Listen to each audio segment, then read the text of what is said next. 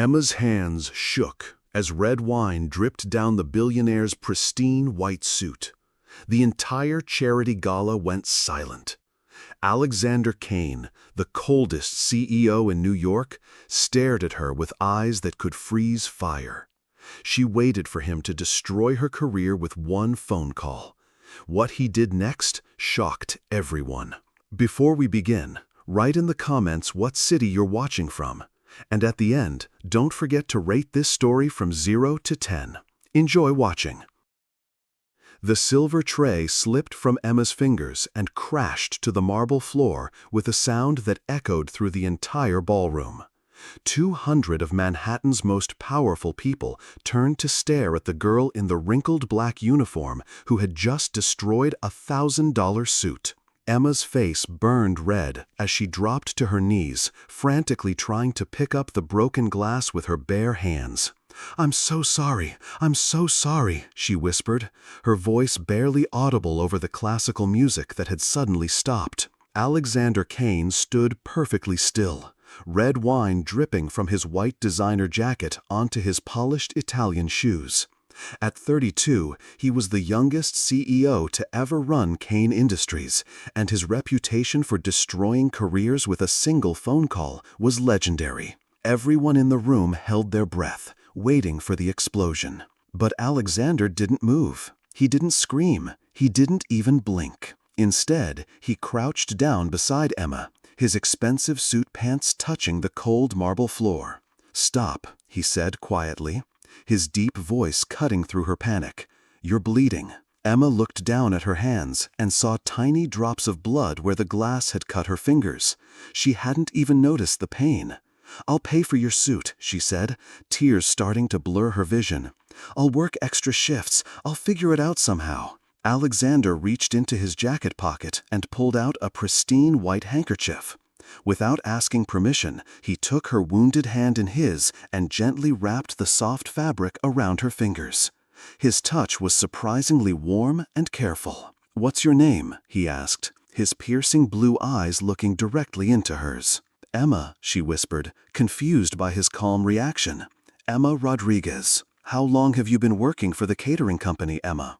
"6 months," she said, still kneeling on the floor beside him while everyone watched. "This is my second job. I work at the diner downtown during the day." Alexander's jaw tightened slightly, but his voice remained steady. 2 jobs. That's a lot for someone so young. Emma tried to pull her hand away, but he held it gently. "I'm 24, and I need the money for my mom's medical bills." Something flickered across Alexander's face, so quick that Emma almost missed it. Pain, maybe, or recognition. He stood up slowly, still holding her bandaged hand, and helped her to her feet.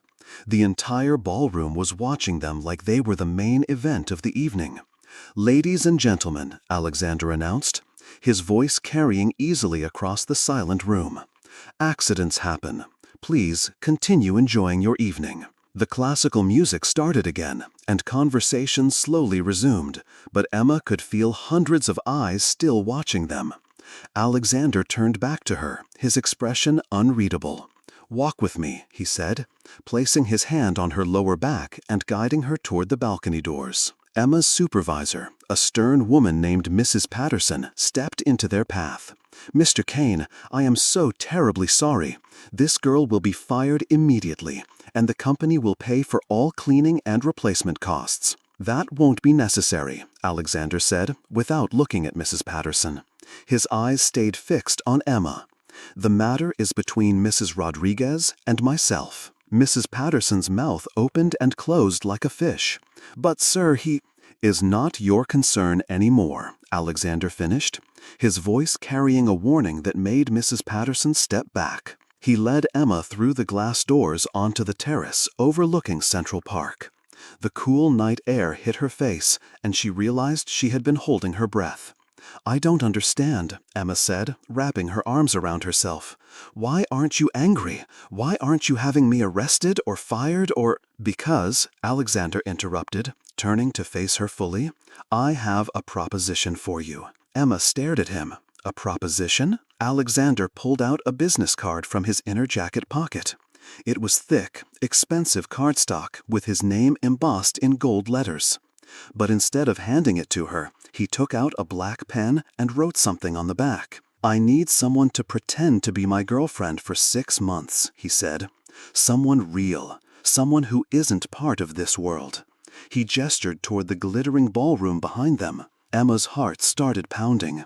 "I don't understand. Why would you need a fake girlfriend?" "My grandmother is dying," Alexander said, the words coming out harder than he intended. "She has one wish before she goes. She wants to see me settled down with someone who makes me happy. Someone who isn't after my money." "But I spilled wine all over you," Emma said, still confused. "I ruined your night." Alexander almost smiled. "Almost. You did something no one in that room has ever done. You looked at me like I was just a person, not a bank account, not a business opportunity, just a man." He held out the business card, and Emma saw his handwriting on the back. 6 months. Name your price. "I'll pay off your mother's medical debt," Alexander continued. "All of it. Plus enough money to quit both your jobs and go back to school if you want. All you have to do is convince my grandmother that we're in love." Emma's hands started shaking again as she took the card. "This is insane. You don't even know me." "I know you work 2 jobs to pay for your mother's medical bills," Alexander said.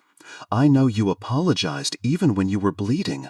I know you offered to pay for a suit that costs more than you make in 3 months." He stepped closer, and Emma could smell his cologne, something expensive and masculine that made her dizzy.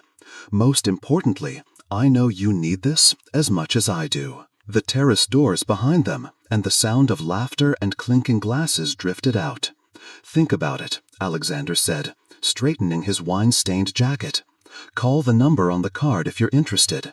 If not, forget this conversation ever happened." He started to walk away, then turned back. "For what it's worth, Emma Rodriguez, you might have just saved my life tonight." Emma watched him disappear back into the ballroom, leaving her alone on the terrace with his business card in her trembling hands. She looked down at the elegant script on the back. 6 months. Name your price. Her ordinary life had just ended forever. The impossible offer. Emma's apartment in Brooklyn was the size of Alexander Kane's walk-in closet, but it was home. She sat cross-legged on her second-hand couch, staring at the business card for what felt like the 100th time since she'd gotten home from the gala 3 hours ago. The elegant black lettering seemed to mock her. Alexander Kane, CEO, Kane Industries. She flipped it over and read his handwritten message again. 6 months. Name your price. Her phone buzzed with a text from her best friend. "How was the fancy party? Did you meet any rich guys? Emma almost laughed. If only Maya knew. She typed back, "You could say that. Are you awake? I need to talk." Her phone rang immediately.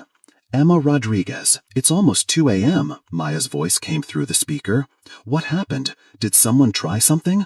I swear if some rich creep—" "Maya, breathe," Emma interrupted, setting the card down on her coffee table next to a stack of her mother's medical bills. "It's nothing like that. It's just complicated." "Complicated how? Talk to me." Emma took a deep breath. "I spilled wine on Alexander Kane." Silence. Then, "The Alexander Kane?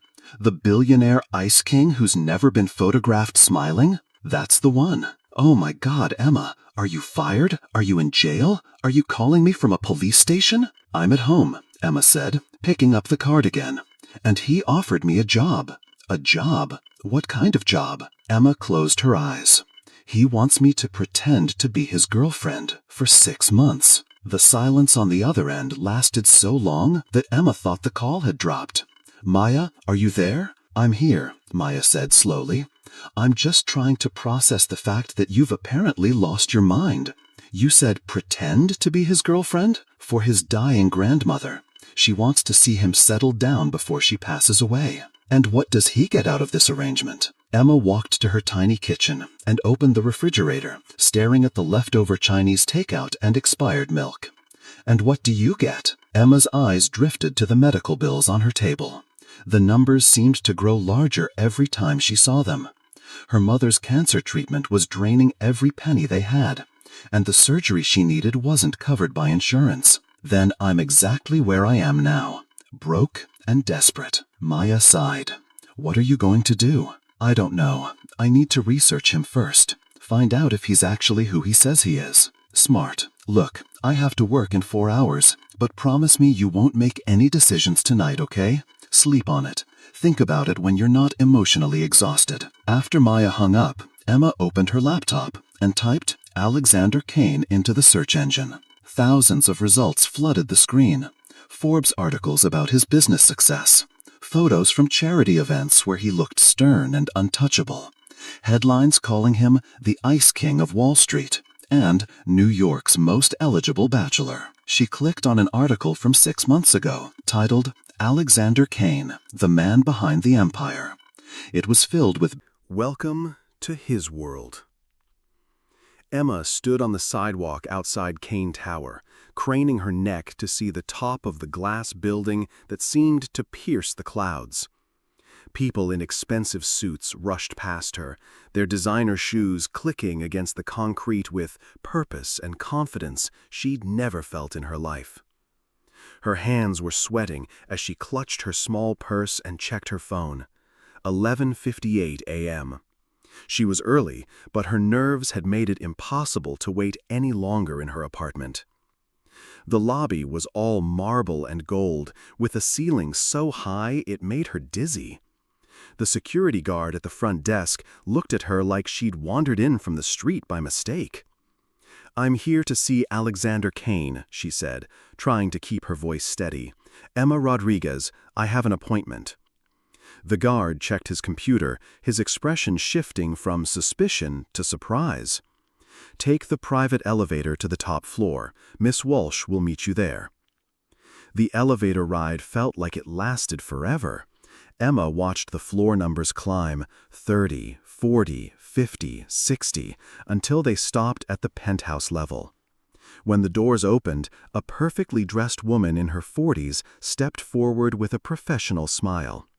"Ms. Rodriguez, I'm Jennifer Walsh. Mr. Kane is waiting for you." Jennifer led her down a hallway lined with floor-to-ceiling windows that offered breathtaking views of Manhattan. Emma had never been this high up in her life. The city looked like a toy model spread out below them. "Here we are," Jennifer said, opening a set of double doors.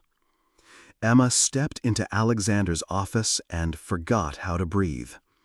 The room was enormous, with windows that wrapped around 2 walls, offering a panoramic view of Central Park and the city beyond. Alexander stood with his back to her, silhouetted against the glass, talking quietly on his phone. "I don't care what the board thinks," he was saying, his voice sharp with authority. "The decision is final. We're not selling." He turned when he heard them enter, and Emma felt that same jolt of electricity she'd experienced the night before. In the daylight, he was even more striking. His dark hair was perfectly styled, his gray suit tailored to perfection, and those piercing blue eyes seemed to see right through her. "I'll call you back," he said into the phone, never taking his eyes off Emma. "Jennifer, thank you. Please hold all my calls." When Jennifer left and closed the doors behind her, the silence in the room felt heavy. Alexander walked toward Emma, and she had to fight the urge to step backward. There was something magnetic about him, dangerous in a way that made her pulse quicken. "You came," he said, stopping just close enough that she could smell his cologne again. "I said I would." Many people say things they don't mean. Alexander studied her face carefully. "Can I offer you something to drink? Coffee, water?" "I'm fine," Emma said, though her mouth felt like sandpaper. Alexander walked to his massive desk and picked up a document that was easily 50 pages thick. "Before we go any further, I need you to understand exactly what you're agreeing to." He handed her the contract, and Emma nearly dropped it. The paper was heavy, expensive, and the legal language was so dense she could barely understand the first paragraph. "This is a standard non-disclosure agreement combined with a personal services contract," Alexander explained, moving to stand beside her. His arm brushed against her, and Emma could feel the heat radiating from his body. "You'll live in the guest house on my property in the Hamptons and my apartment here in the city. You'll attend social events with me as my girlfriend. You'll spend time with my grandmother regularly."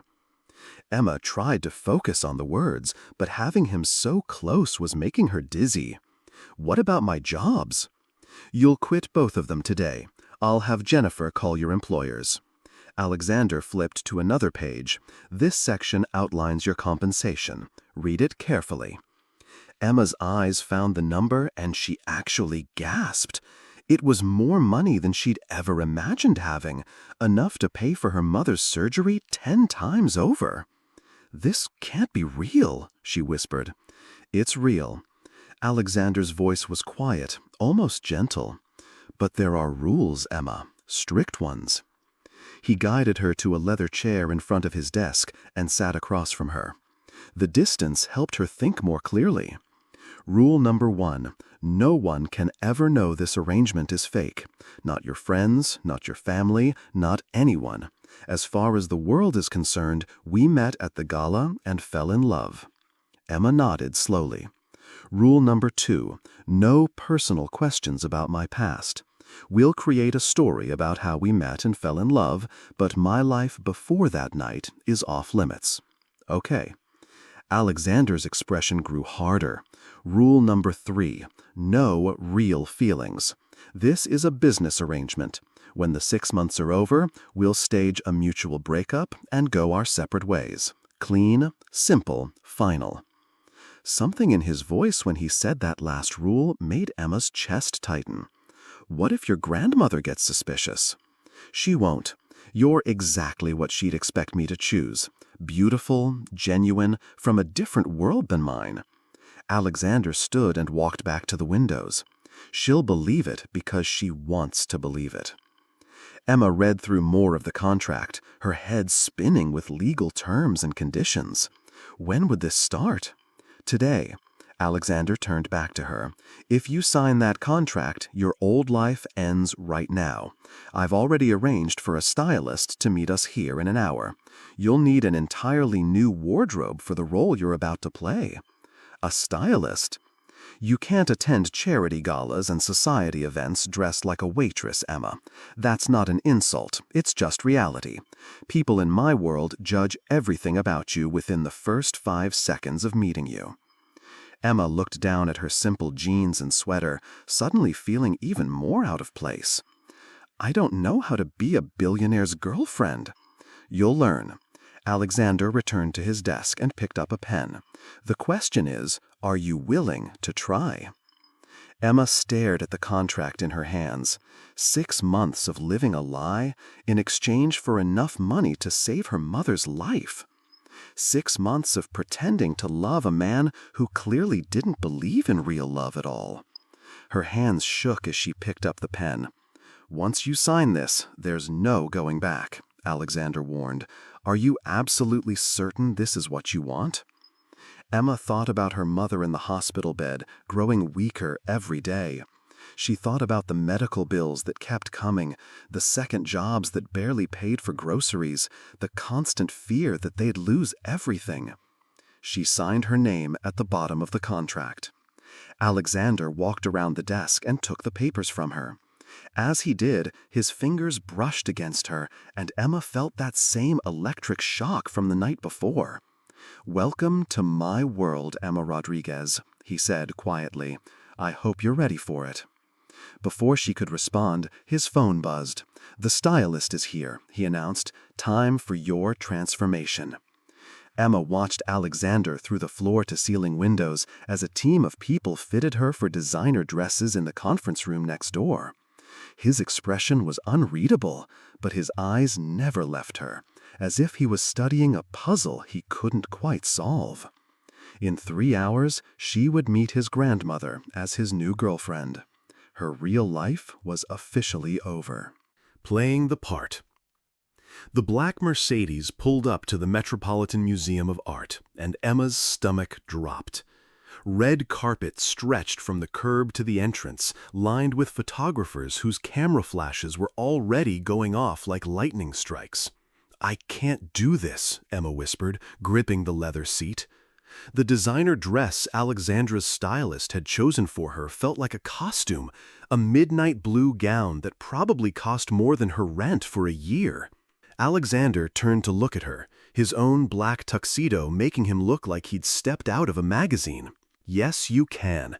Remember what we practiced." For the past 3 hours, they'd rehearsed their story.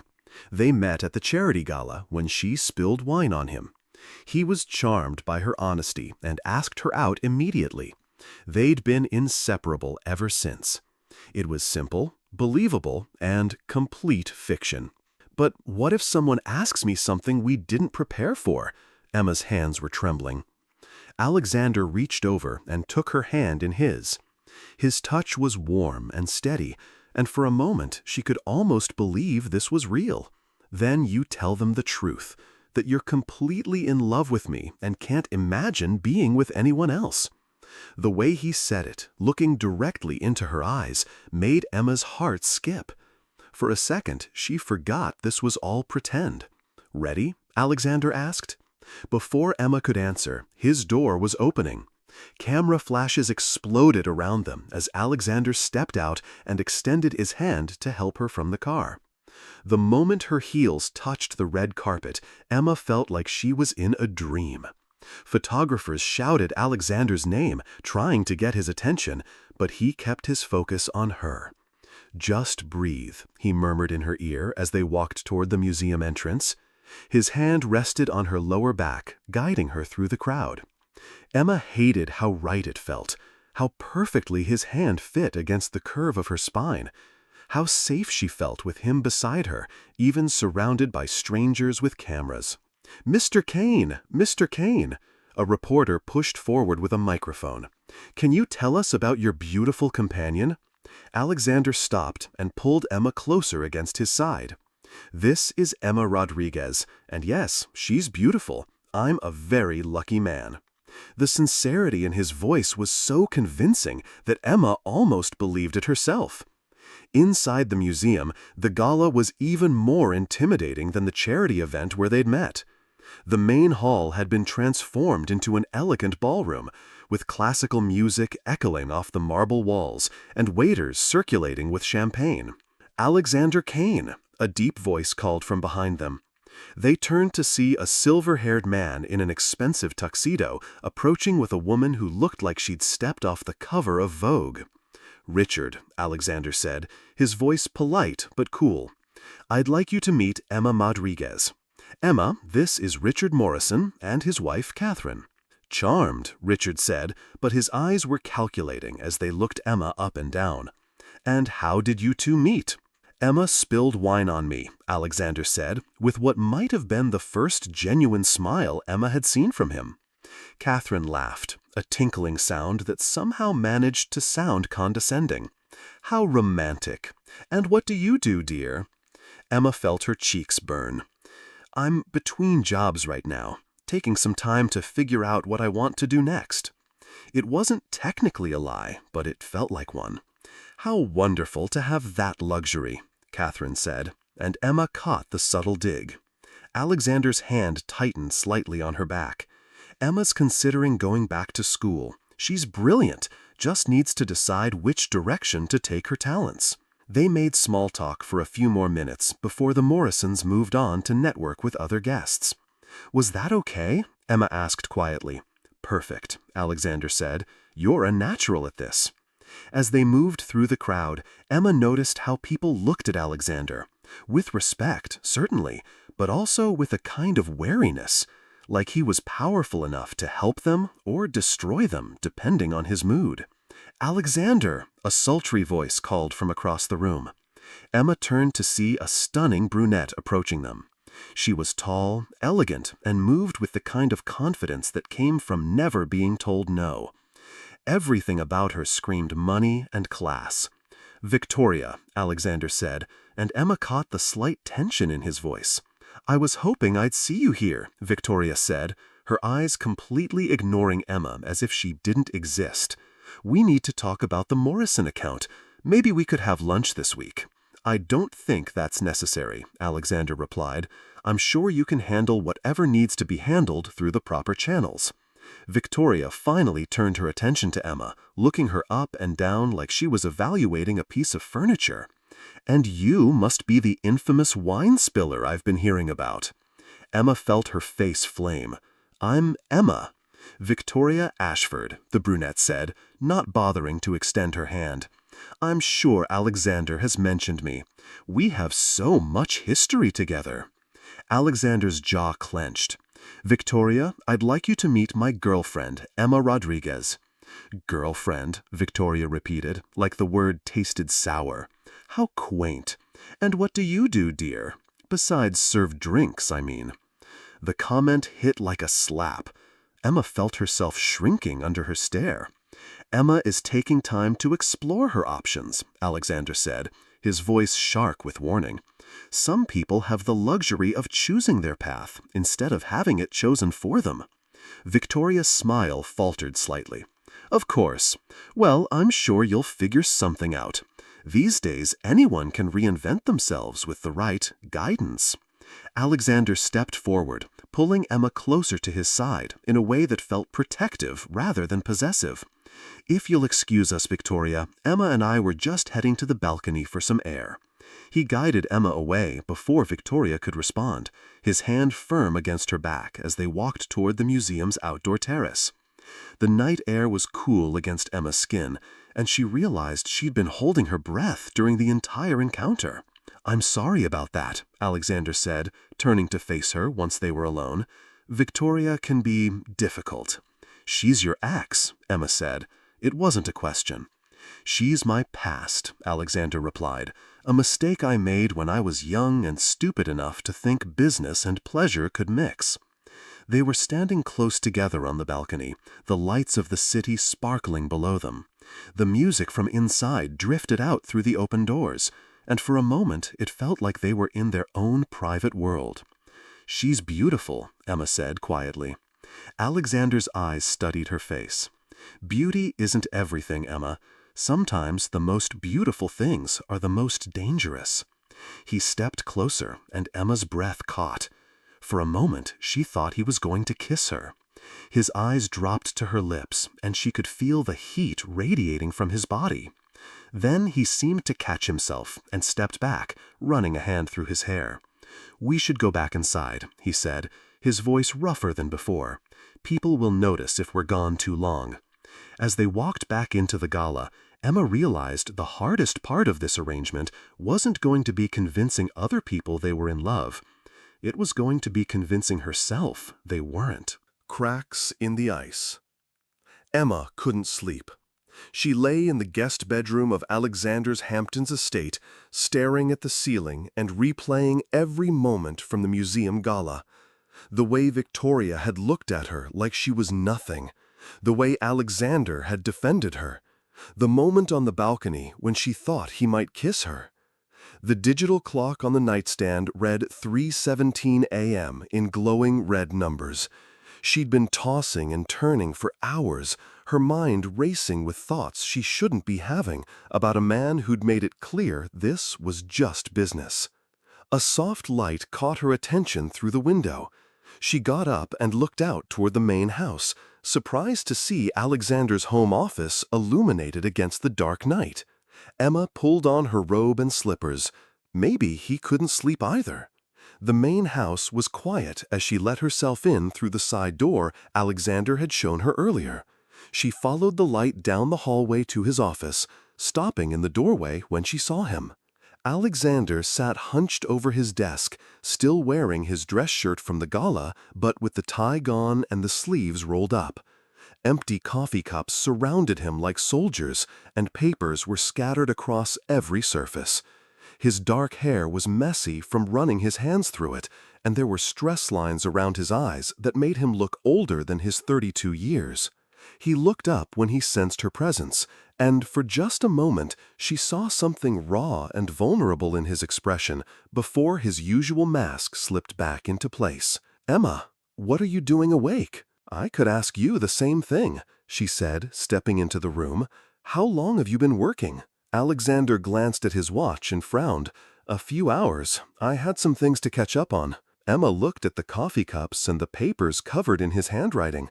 When did you last eat something? I'm fine. That's not what I asked. Emma walked closer to his desk, and she could see the exhaustion in his eyes. Alexander, when did you last eat? He rubbed his face with both hands. Lunch, I think. Maybe yesterday. Stay here, Emma said firmly. Don't move. She went to his kitchen and found bread, cheese, and some leftover soup in the refrigerator. As she heated everything up, she wondered what could be keeping him up all night. What was so important that he'd skip meals and exhaust himself? When she returned with a tray of food, Alexander was standing by the window, his shoulders tense. I brought soup, she said, setting the tray on his desk, and a sandwich. Nothing fancy, but it's food. Alexander turned to look at her, and something in his expression softened. You didn't have to do this. I know. Emma sat down in one of the chairs across from his desk. But I wanted to. Now eat. He sat down and took a spoonful of soup, and Emma saw some of the tension leave his shoulders. Better? She asked. Much. Thank you. Alexander ate in silence for a few minutes, then looked up at her. You should go back to bed. You don't need to babysit me. I'm not babysitting you, Emma said. I'm keeping you company. There's a difference. Alexander set down his spoon and leaned back in his chair. Why? Why what? Why do you care? This is just a job for you, a way to pay your mother's medical bills. You don't actually have to worry about me. Emma studied his face. Even exhausted and stressed, he was still the most beautiful man she'd ever seen. But right now, he also looked incredibly lonely. Maybe I want to, she said quietly. Alexander's eyes searched her face. Emma, what's keeping you up? She asked, changing the subject before he could remind her about the rules. What's so urgent that you're working at 3 in the morning? Alexander was quiet for so long that Emma thought he wouldn't answer.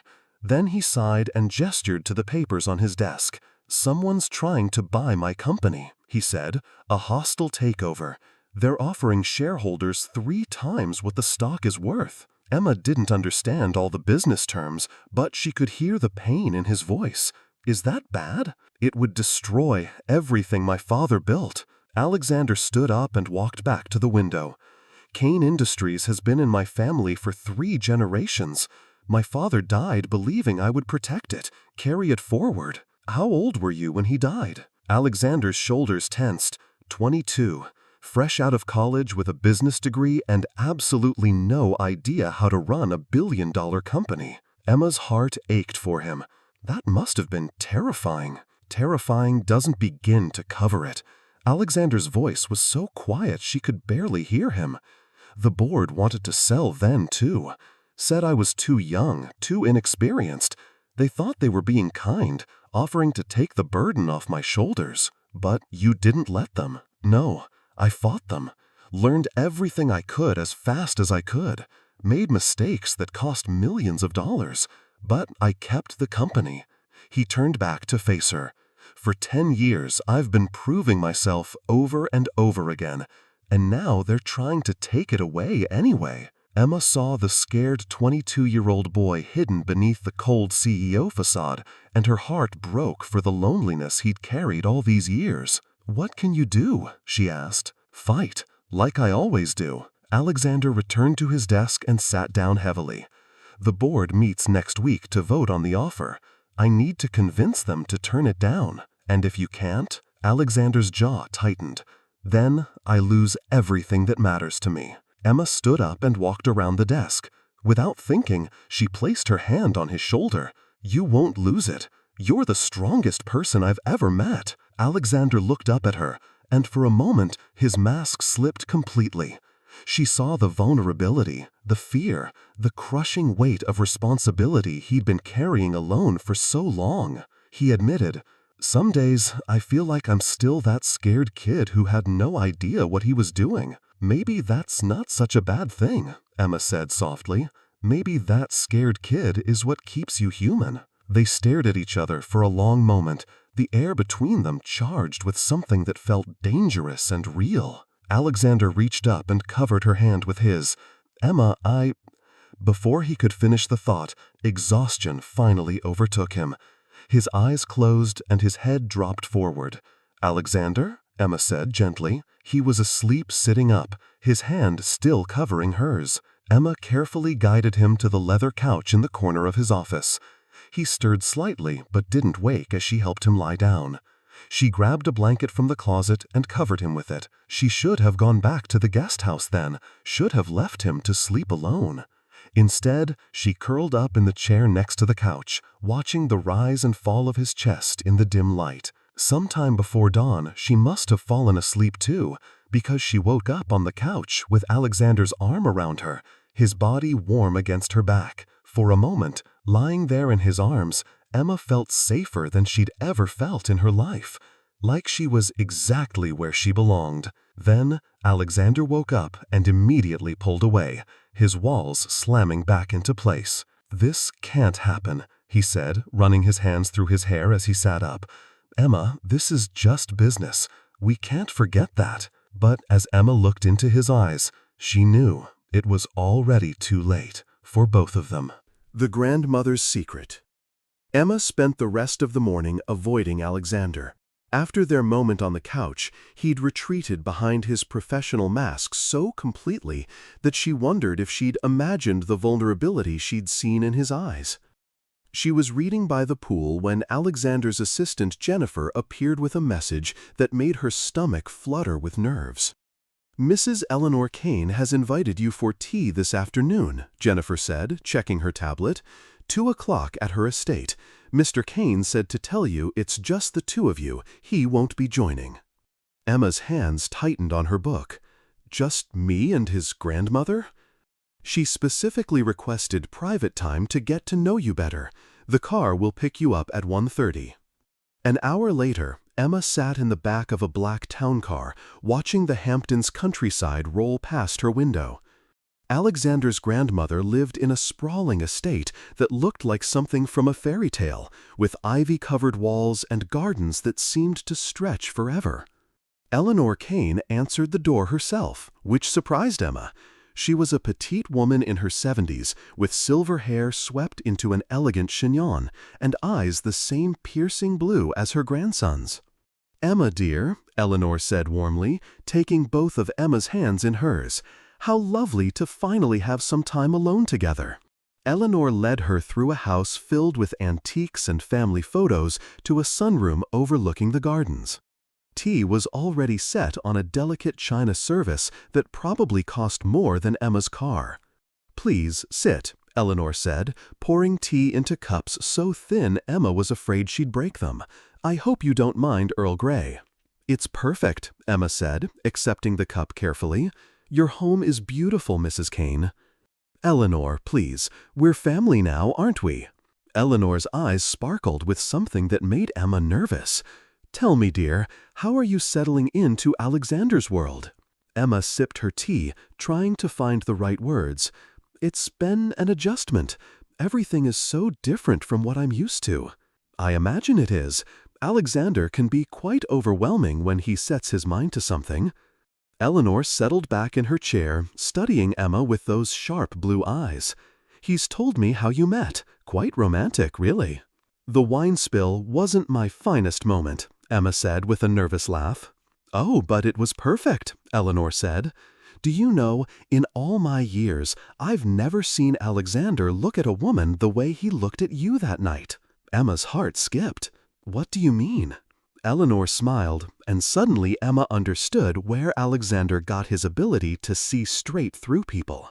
"My dear child," Eleanor said gently, "I know this relationship isn't real." Emma's teacup rattled against the saucer as she set it down. "I don't understand." "Of course you do. You're a smart girl. Did you really think you could fool a woman who's lived as long as I have?" Eleanor leaned forward, her expression kind but knowing. "Alexander hired you to play his girlfriend because he thinks it will make me happy in my final months." Emma's face burned with shame.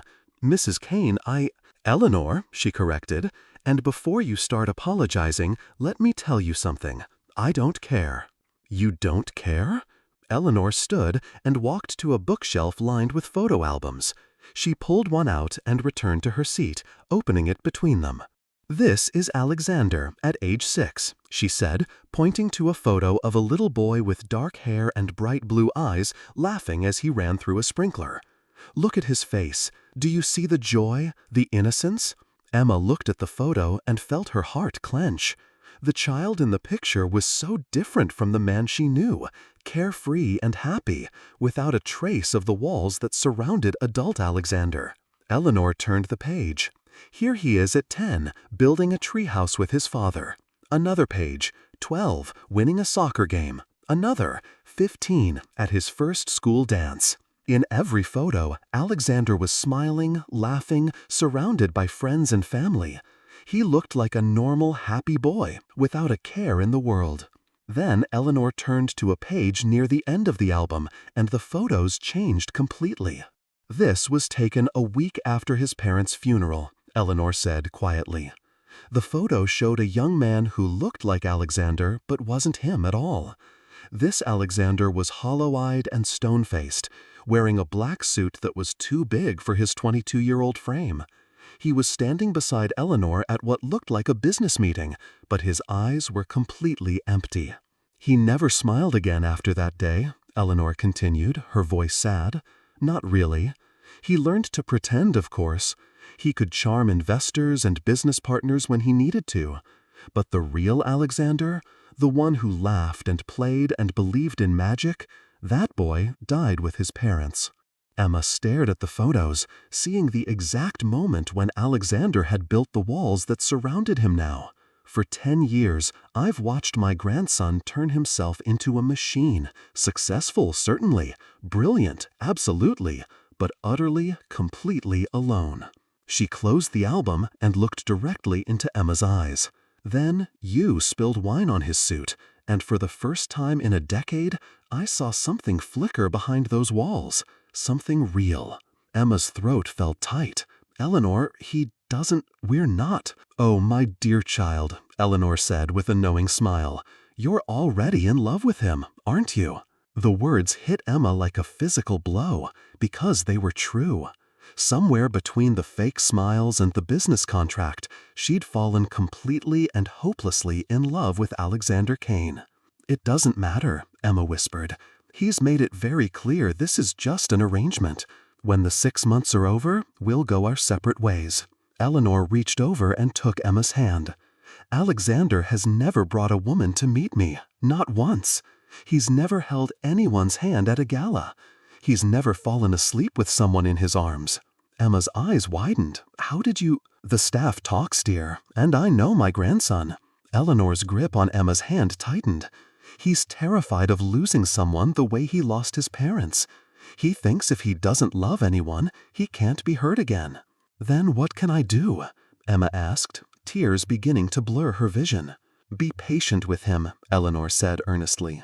"Show him that love doesn't always end in loss and abandonment. Show him that some people stay, even when things get difficult." Eleanor stood and looked out at her gardens. "I'm dying, Emma. The cancer has spread, and I have maybe 3 months left." Emma's heart broke. "Eleanor, I've accepted it. I've had a good life, a long life. But I can't bear the thought of leaving Alexander completely alone in this world." Eleanor turned back to Emma, tears shining in her eyes. "I hired private investigators when he first brought you home. I know about your mother's medical bills. I know about your 2 jobs.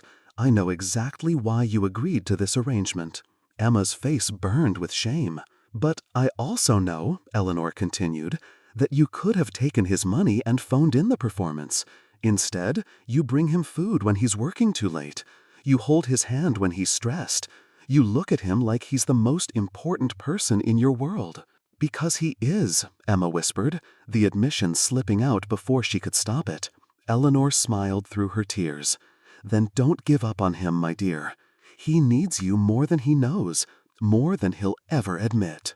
Emma left Eleanor's house an hour later, with tears streaming down her face and a heart so full it felt like it might burst.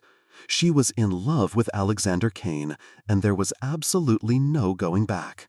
The only question now was whether she was brave enough to fight for a man who didn't believe he deserved to be loved. When everything falls apart. Emma woke up to her phone buzzing incessantly on the nightstand. Groggily, she reached for it and saw 17 missed calls from Maya, 12 from her mother, and dozens of text messages. The first text from Maya made her blood run cold. "Emma, check the news now. Something terrible is happening." With shaking hands, Emma opened her laptop and searched for Alexander's name. The results made her stomach drop. Headlines screamed from every major news outlet. "Billionaire's fake romance exposed," and "Alexander Kane's paid girlfriend scandal," and "the ultimate fake love story."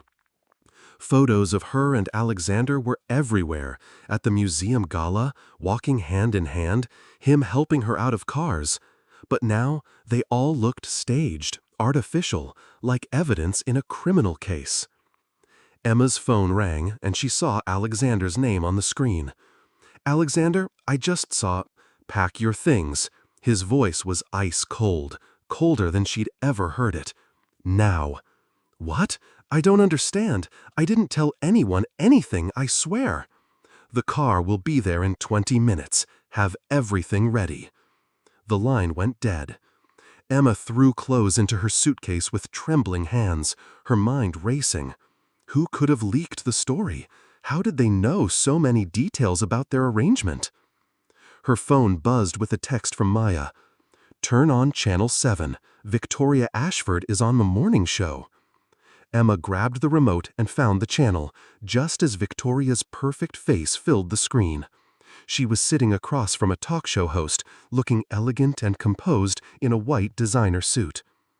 "Of course, I was shocked when I found out," Victoria was saying with fake sympathy. "Alexander and I have been friends for years, and I could tell something was off about this relationship from the moment I met her." "And you're saying Emma Rodriguez was hired to play his girlfriend?" the host asked. "It's so sad, really," Victoria continued, shaking her head. "Alexander's grandmother is dying, and she wanted to see him settle down. So he hired this waitress to convince his family he was capable of love. The whole thing is just heartbreaking." Emma's hands shook as she watched Victoria systematically destroy everything. "I have sources inside Alexander's company who confirmed the arrangement. Apparently, he's been paying her medical bills and housing her in exchange for this performance. It's all been very elaborate." The host leaned forward. "That must be devastating for his business relationships." Victoria's smile was razor sharp. "Well, if Alexander Kane can lie to his own dying grandmother, what else is he capable of lying about? His business partners are already questioning his integrity. There's talk of accelerating the hostile takeover talks." Emma turned off the TV and sank onto the bed. Victoria had destroyed them both with surgical precision, and there was nothing Emma could do to stop it. The car ride to Alexander's Manhattan office was a nightmare. Paparazzi followed them, shouting questions and taking photos through the tinted windows. Emma kept her head down, but she could still hear them. "Emma, is it true you're just an actress? How much is Alexander paying you? Was any of it real?" Alexander's building was surrounded by news vans and reporters. Security guards had to form a human shield to get Emma from the car to the elevator. When she reached his office, the scene that greeted her was devastating. Alexander was standing in the middle of the room, his desk overturned, papers scattered everywhere, a broken coffee mug at his feet. His shirt was wrinkled, his tie gone, and his hair looked like he'd been running his hands through it for hours. He looked up when she entered, and the fury in his eyes made her step backward. "How much did they pay you?" he asked, his voice deadly quiet. "What? How much did they pay you to sell our story?" Alexander's hands were clenched at his sides. "Was it more than I was paying you? Is that why you did it?" Emma felt like she'd been slapped. "Alexander, I didn't sell anything to anyone, I swear." "Don't lie to me," he exploded, sweeping his arm across a bookshelf and sending everything crashing to the floor. Victoria knew details that only you and I discussed. She knew about your mother's medical bills, about you living in my guest house. The only way she could know those things is if you told her. I've never even spoken to Victoria except at the gala, Emma said, tears starting to stream down her face. Alexander, please, you have to believe me. Believe you? Alexander laughed, but there was no humor in it. Why would I believe you? You're just a waitress from Brooklyn who saw an opportunity to make more money than she'd ever dreamed of. Of course you'd sell the story when someone offered you enough. Each word hit Emma like a physical blow. Is that really what you think of me? I think you're exactly what I should have expected, Alexander said, his voice cruel and cold. Another person who saw Alexander Kane as a paycheck instead of a person. Another person who proved that trusting anyone is a mistake. Emma wiped her tears with the back of her hand. 6 months, Alexander. 6 months of sleeping in your guest house, of attending your events, of meeting your grandmother. When would I have had time to sell this story? When would I have talked to Victoria? Maybe you've been planning this from the beginning, Alexander said, turning away from her. Maybe this was always your endgame. Get close to me, learn my secrets, then sell them to the highest bidder. You don't mean that, Emma whispered. Don't I? Alexander spun back to face her. You want to know what I think? I think you're just like everyone else who's ever gotten close to me. You saw an opportunity to profit from my loneliness, and you took it. Emma felt something break inside her chest. After everything we've shared, after all the nights you've told me about your father, about the company, about how scared you were when you took over, you really think I would betray me? I think, Alexander said, his voice like ice, that I was an idiot to believe any of it was real. Emma stared at him for a long moment, seeing the scared 22-year-old boy who'd built walls so high that even she couldn't reach him anymore. You're right about one thing, she said quietly. You are an idiot, but not for the reason you think. She turned and walked toward the door. Emma, Alexander called after her, and for just a moment his voice cracked. She stopped but didn't turn around. I never sold your story, Alexander, but even if I could prove that, it wouldn't matter, because you'll never believe that someone could love you just for who you are. Emma left his office and took the elevator down to the lobby where the reporters were still waiting. She pushed through them without saying a word, their questions and camera flashes washing over her like a storm. An hour later, she was back in her tiny Brooklyn apartment, staring at the contract she'd signed 6 weeks ago. She picked up her phone and called Alexander's assistant. Jennifer, this is Emma Rodriguez. Please inform Mr. Kane that I'm ending our arrangement effective immediately. I'll return anything he's given me. Miss Rodriguez, I think there might be some misunderstanding. There's no misunderstanding, Emma said, her voice steady despite her tears. It's over. She hung up the phone and began packing her things. Her real life was calling her back, and Alexander Kane would become nothing more than a beautiful, painful memory. Outside her window, the paparazzi were already gathering, but Emma didn't care anymore. Her heart was already broken. What else could they possibly take from her? The truth about love. Emma's apartment felt like a prison. For 3 days, she'd barely left her bedroom, ignoring the constant ringing of her phone and the reporters who occasionally knocked on her door. Her mother called every few hours, worried sick after seeing the news, but Emma couldn't bring herself to explain what had happened. Everything in her tiny space reminded her of Alexander. The designer clothes his stylist had bought her hung in her closet like ghosts. The contract sat on her coffee table, untouched since she'd thrown it there after calling Jennifer. Maya had been bringing her food and forcing her to eat, but even her best friend's presence couldn't fill the emptiness that Alexander's absence had left behind. You look terrible, Maya said, setting down a bag of Chinese takeout on Thursday evening. When's the last time you showered? I don't remember, Emma mumbled from the couch, where she'd been staring at the wall for hours. Emma, honey, you can't keep doing this to yourself. So what if he turned out to be a bastard? You're better off without him. He's not a bastard, Emma said quietly. He's just scared. Maya sat down beside her. Scared men don't accuse the women they care about of selling stories to the press. Emma's phone rang for the 100th time that day. She glanced at the screen and saw a number she didn't recognize. Hello? She answered, her voice hoarse from crying. Ms. Rodrigues, this is Patricia Wells from Channel 7 News. I have some information I think you'll want to hear. Emma was about to hang up when the woman continued. It's about Victoria Ashford and how she really got the details of your arrangement with Alexander Kane. Emma sat up straighter. What do you mean? Can we meet? I think you deserve to know the truth about what really happened.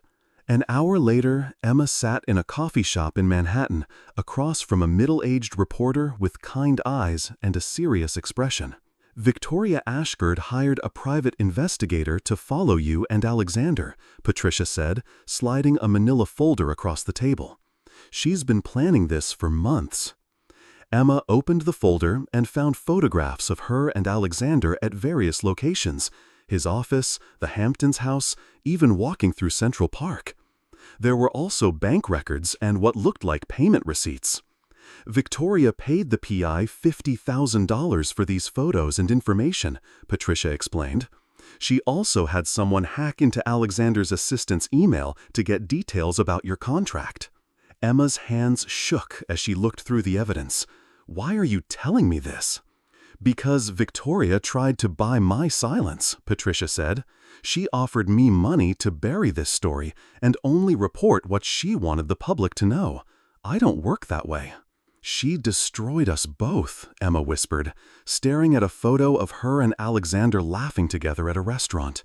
They looked so happy, so real. She destroyed Alexander's business reputation too. The hostile takeover accelerated after the scandal broke. His board of directors is meeting tomorrow to vote on whether to accept the buyout offer. Emma closed the folder, her heart breaking all over again. It's too late. Even if I showed this to Alexander, he'd never believe me. He thinks I betrayed him. Maybe, Patricia said, but don't you think he deserves to know the truth? Before Emma could answer, her phone rang. This time it was Jennifer, Alexander's assistant. Emma, thank God you answered. Jennifer's voice was frantic. It's Mrs. Kane, Eleanor. She's been rushed to the hospital. She's asking for you. Emma's blood turned to ice. What happened? She collapsed at home an hour ago. The doctors think it's related to her cancer. She's at Mount Sinai, room 402. Emma, she keeps saying your name. Emma was already standing, grabbing her purse. I'll be right there. The hospital smelled like antiseptic and fear. Emma ran through the corridors, her heart pounding as she searched for room 402. When she found it, she stopped short.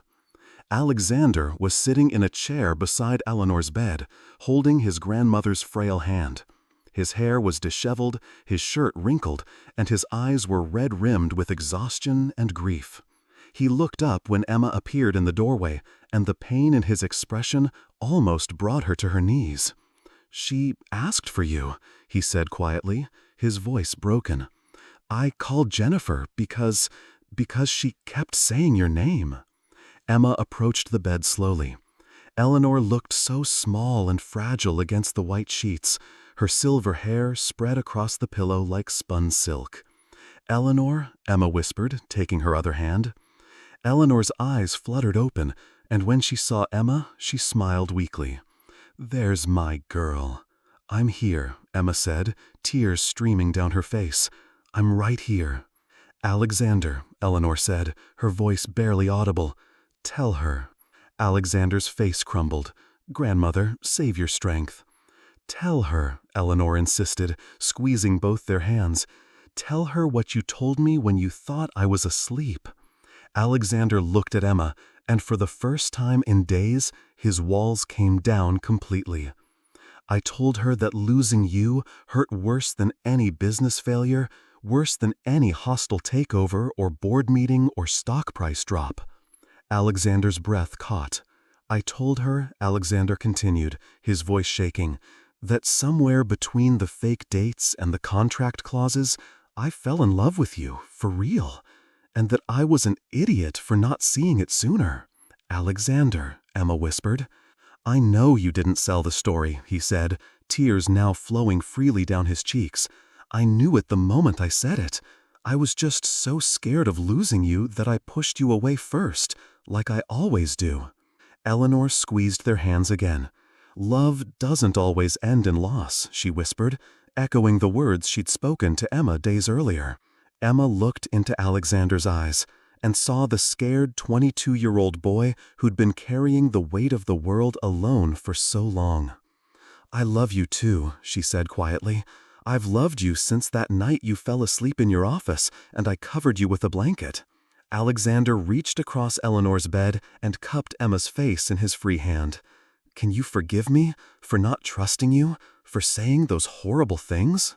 There's nothing to forgive, Emma said, leaning into his touch.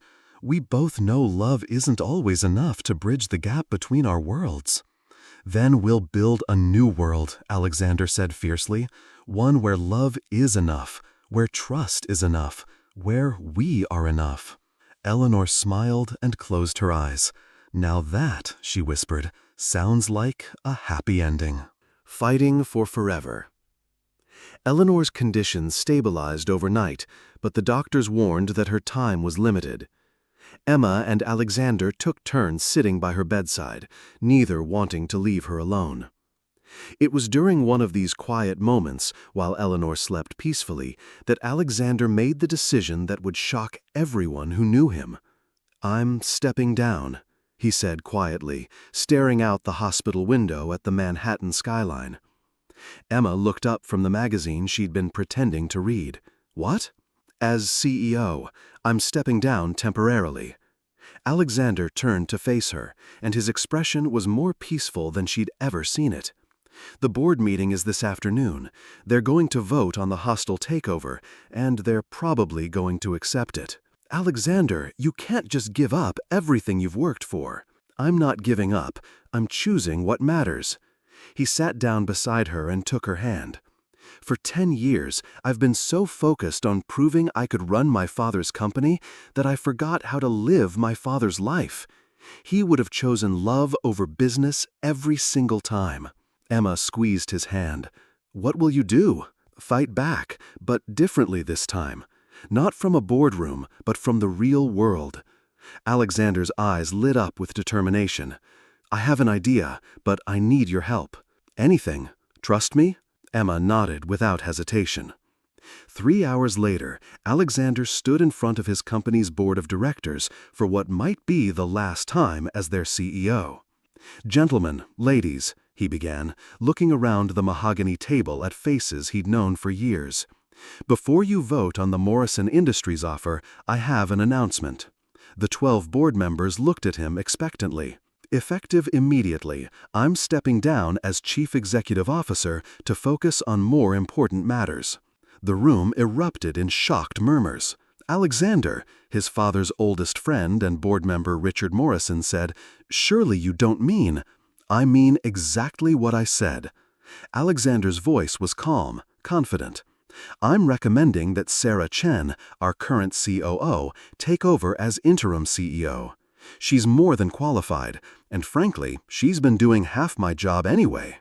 "But the takeover," another board member started, "will succeed or fail based on its own merits, not because you're afraid of what people will think of me." Alexander gathered his papers.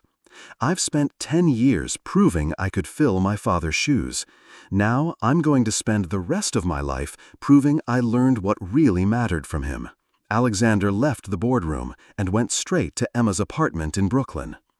The next morning, they stood together in front of a podium outside Manhattan City Hall, facing a crowd of reporters and cameras. Emma's heart was pounding, but Alexander's hand in hers kept her steady. "Ladies and gentlemen," Alexander began, his voice carrying clearly across the crowd. "I asked you here today because Emma Rodriguez and I have a story to tell, the real story." The crowd of reporters fell silent. "6 weeks ago, I hired Emma to pretend to be my girlfriend. This part of the story you already know. What you don't know is that Victoria Ashford hired private investigators to spy on us. She hacked into my assistant's emails and paid reporters to destroy both our reputations." Murmurs rippled through the crowd. "I have the evidence," Alexander continued, holding up the folder Patricia Wells had given Emma. "Bank records, photographs, hacked emails. Victoria orchestrated this entire scandal because she couldn't accept that I'd moved on." A reporter shouted from the crowd, "So you admit the relationship was fake?" Alexander turned to Emma, his eyes soft with love. "It started as a business arrangement, but somewhere between the fake dates and the contract clauses, something real happened. I fell in love with the most genuine person I've ever met." He faced the cameras again. "Emma Rodriguez never betrayed me. She never sold our story. She brought me food when I worked too late, listened when I talked about my fears, and showed me that love doesn't always end in loss. She saved my life in every way that matters." Emma stepped forward to the microphone. "I took the job because my mother needed surgery we couldn't afford. But I stayed because Alexander Kane is the kindest, loneliest, most beautiful man I've ever known. And yes, I love him. Not his money, not his company, not his status. I love the man who falls asleep at his desk worrying about his employees. I love the man who still misses his parents every single day. I love the man who's terrified of caring about people because everyone he's ever loved has left him." The crowd was completely silent now. "The business world will judge Alexander for stepping down," Emma continued. "They'll say he chose love over success. They're right, and I've never been more proud of anyone in my life." After the press conference, the response was immediate and divided. Some business leaders called Alexander's decision irresponsible. Others praised his integrity. The stock price fluctuated wildly. Alexander didn't care about any of it. 2 weeks later, Eleanor had recovered enough to leave the hospital for a few hours. She insisted they take her somewhere special for what she called your real first date. "The diner where I used to work?" Emma asked, confused, as their car pulled up outside Mel's Diner in Brooklyn. "This is where you belong," Eleanor said with a knowing smile. "This is your world, dear. And it's time Alexander became part of it." Inside the diner, Emma's former co-workers greeted her with hugs and excited chatter. They'd all seen the news, of course, but seeing Alexander Kane sitting in a vinyl booth, eating a cheeseburger and laughing with the cook was surreal. "He's different than I expected," said Rosie, the head waitress who'd trained Emma. "More human." Emma watched Alexander listening intently as their busboy Miguel told him about his dreams of opening his own restaurant someday. This was the real Alexander, the one hidden beneath the CEO facade. After dinner, as they sat in the booth sharing a piece of apple pie, Alexander suddenly stood up. "Alexander Rodriguez," he said, his voice shaking slightly. The entire diner went quiet. Even Eleanor, who was sitting across from them, held her breath. Alexander dropped to one knee right there beside the booth, pulling out a simple, elegant ring that caught the fluorescent lights. "6 weeks ago, you spilled wine on my suit and changed my life forever," he said, tears in his eyes. "You showed me that love isn't about contracts or arrangements or protecting yourself from getting hurt.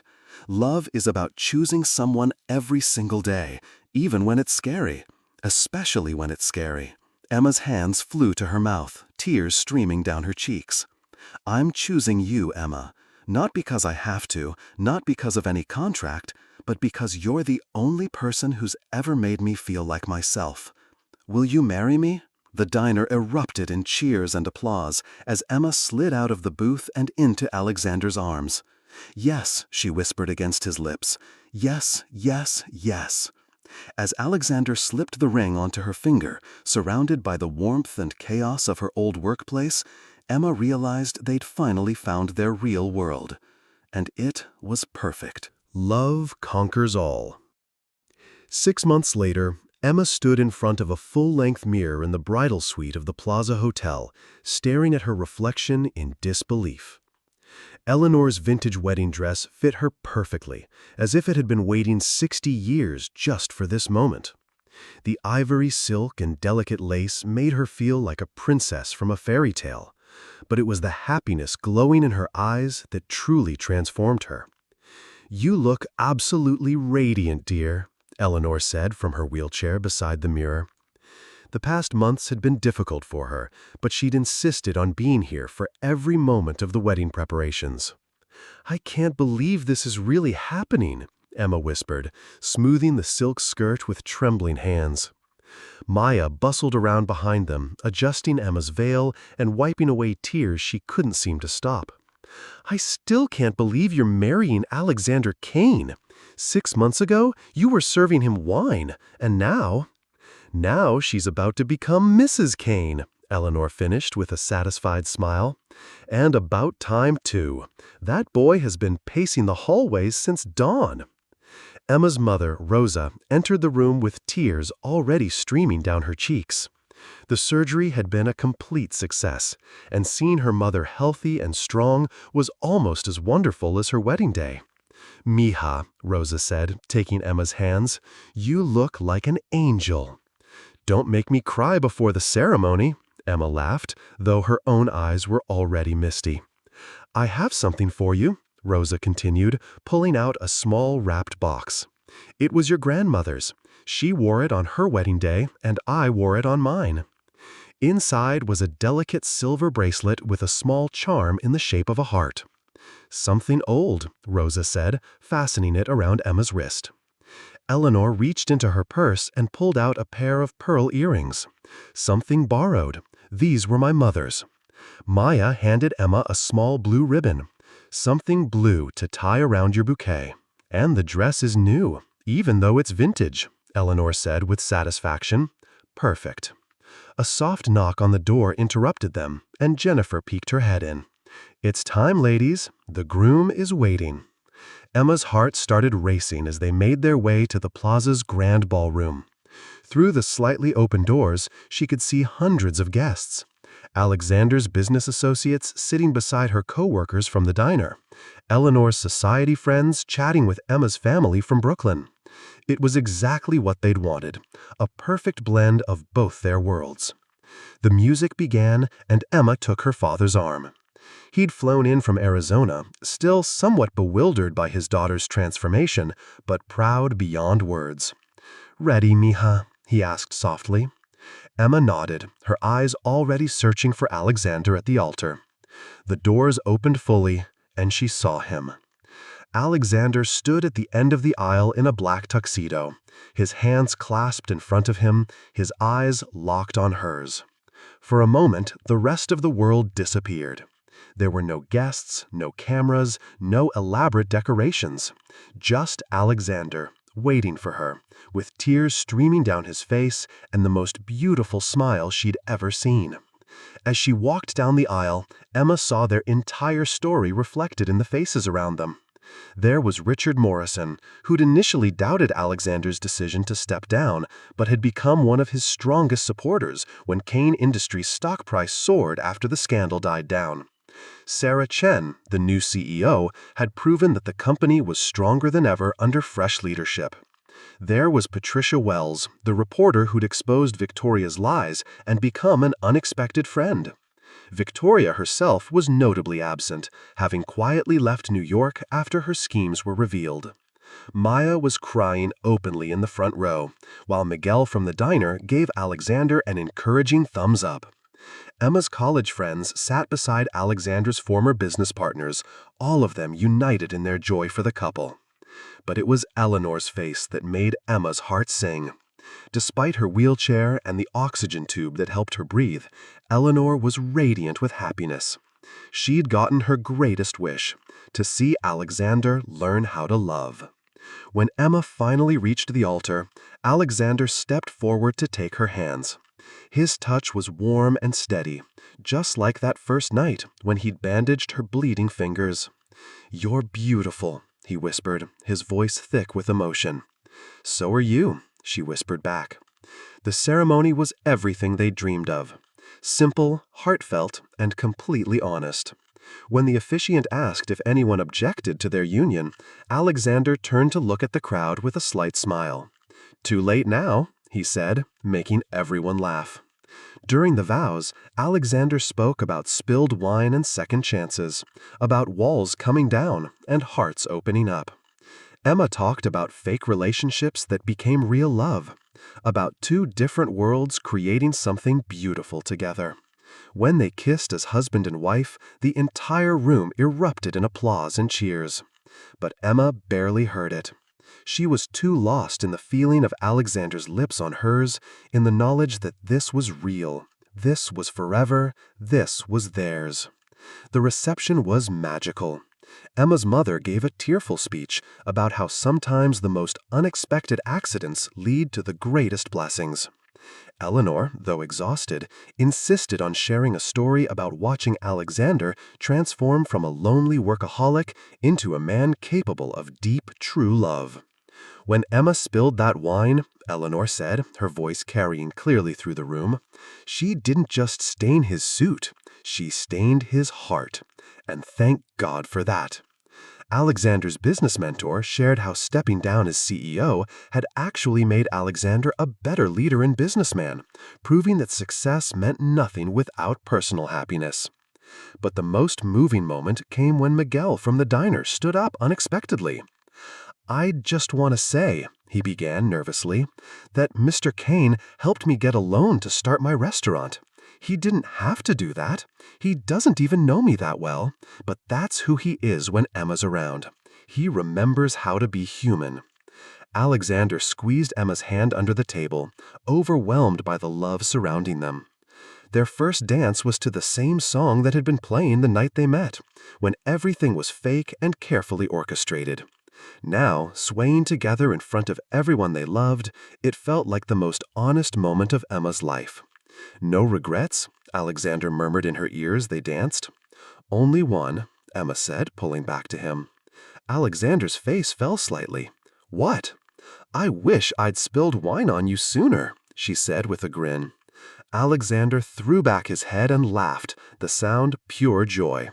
Around them, their guests smiled at the sight of the former Ice King completely, helplessly in love.